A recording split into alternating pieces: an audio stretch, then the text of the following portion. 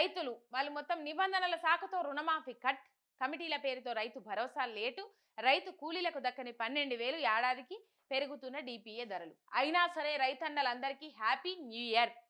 వినాలే మంచిగా. విద్యార్థుల గురించి ఏడాది పాలనలో 1122 ఫుడ్ పాయిజన్ కేసులు, నిర్లక్ష్యానికి బలైన 57 మంది విద్యార్థులు, చదువులు వదిలేసి ఇండ్లకు పోతున్న వైనం.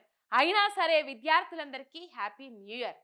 మహిళలు మహాలక్ష్ముల ఖాతాలకు చేరని 2500, ఆడబిడ్డల చేతికి రాని తులం బంగారం, యువతలకు అందని స్కూటీలు.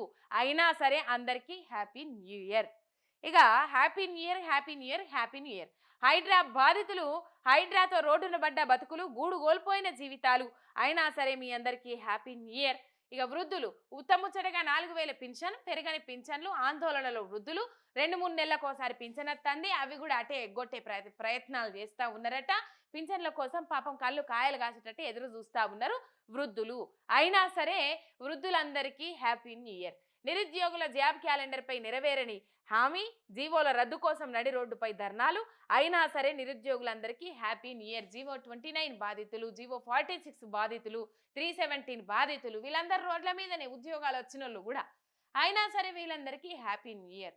మొత్తం మీద 2 లక్షల ఉద్యోగాలు సంవత్సరంలోపు భర్తీ చేస్తామని అన్నారు. 2 లక్షలు కాదు, 10,000 కొలువులు కూడా ఇయ్యలే. అయినా సరే నిరుద్యోగులందరికీ హ్యాపీ న్యూ ఇయర్. ఇక బెటాలియన్ పోలీసులు అమలుకు నోచుకొని ఏక్ పోలీస్ విధానం, ధర్నాలతో నిరసనలు తెలిపిన కుటుంబ సభ్యులు. అయినా సరే మీ అందరికీ హ్యాపీ న్యూ ఇయర్. ఆశా వర్కర్లు నిన్న కూడా ధర్నా చేసిండ్రు.